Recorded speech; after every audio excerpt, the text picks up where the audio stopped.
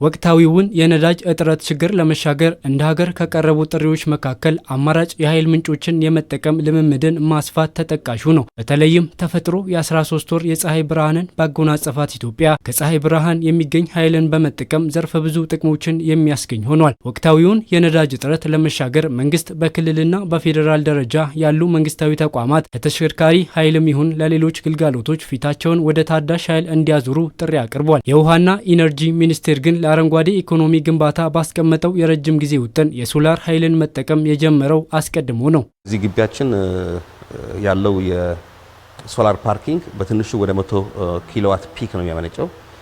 ያ ማለት ምንድነው? በትንሹ ወደ ከ6ኛ ፍሎር ከግራውንድ ፍሎር ጀምሮ እስከ 6ኛ ፍሎር ያለውን ኢነርጂ ወይም የኤሌክትሪክ ፍጆታ ከዚህ ነው የምናመነጨው። ሊፍቱን ጨምሮ ወደ 700 ኮምፒውተሮች እና 200 ፕሪንተሮች አካባቢ እንጠቀማለን እና ከቀኙ ዊንግ በአጠቃላይ ከዚህ ጀምሮ እስከ ጫፍ ያለው ወደ በትንሹ አንደኛ እያንዳንዱ ፍሎር ወደ 14 ክፍሎች ይኖሩታል።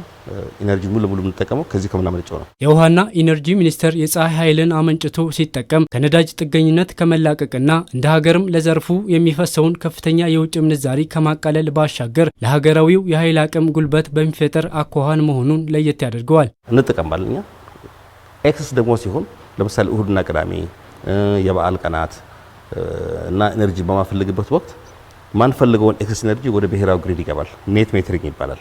ይሄ የአውሮፓ ሀገራትም የኤዥያ ሀገራትም የሚጠቀሙበት ነው። ስለዚህ ምንድነው እያንዳንዱ ግለሰብ በቀጣይ ህንፃው ላይ ወይ ጣሪያው ላይ ይሄን ነገር እንዲጠቀም ነው። ፓርኪንግ ልክ የመኪና ማቆሚያ አካባቢም በተገኘው መጠን ይሄን ቴክኖሎጂን መጠቀም ነው። ቴክኖሎጂ አንደኛ ኢነርጂ እናመነጫለን፣ አሴም ታይም ደግሞ መኪኖች ደግሞ እንጠቀምባቸዋለን። ያ የመነጨው ኢነርጂ ደግሞ እያንዳንዱ ግለሰብ በቀጣይ ወደ ብሔራዊ ግሪድ ጭምር እንዲገባ ነው የሚያደርገው ኤክሰስ ግሪድ ነው። በእርግጥም ይህ አጋጣሚ ለዓለም የማንቂያ ደውል የሆነ ይመስላል። የነዳጅ ጥገኝነት ላይ የተመሰረተ ኢኮኖሚ ግንባታ አዋጭነቱ ጥያቄ የሚያስነሳ መሆኑ ታይቷል። እንደ ሀገርም ከነዳጅ ባሻገር ሌሎች የታዳሽ ኃይል አማራጮችን በመጠቀም ሀገር ለነዳጅ የምታወጣውን ወጪ በማስቀረት ኢኮኖሚው ላይ የሚፈጥረው መነቃቃት ላቅ ያለ ነው። በቀጣይ እንግዲህ ያው የግድ ፎሲል ፉል መጠበቅ የለብንም። ፎሲል ፉል እንደሚታወቅ አሁን ያው የነዳጅ ክራይሱ የነዳጅ ቀውስ ስላለ ብቻ ሳይሆን አዋጭም አይደለም ለኛ። አንደኛ ዋጋው በየጊዜው እየጨመረ ነው ያለው። ሌላው ደግሞ አቬላቢሊቲ ነው ይገኛሉ ብሎ ነገር ነው። ስለዚህ ሌሎች አማራጭ ኤነርጂ ምንጮችን ተፈጥሮ ጸጎችን በአጠቃላይ መጠቀም አለብን ነውና አንዱና ትልቁ ትኩረት ሊሰጠው የሚገባው አሁን ባለንበት ወቅት የሶላሩ ጉዳይ ነው። ታዳሽ ኃይልን በመጠቀም የፋና ወጊነት ሚናን የተወጣው የውሃና ኢነርጂ ሚኒስቴር እንደ ሀገር የታዳሽ ኃይልን ለመጠቀም የሚያስችል መመሪያን በማውጣት በቀጣይ ወደ ተግባር ለመግባትም እየተሰራ ይገኛል። መመሪያ ወጥተናል። አሁን በቀጣይ እንዴት አድርገን መስራት እንዳለብን መመሪያ ወጥተናል። መመሪያው በቀጣይ እንተገብራለን ብለን እናስባለን።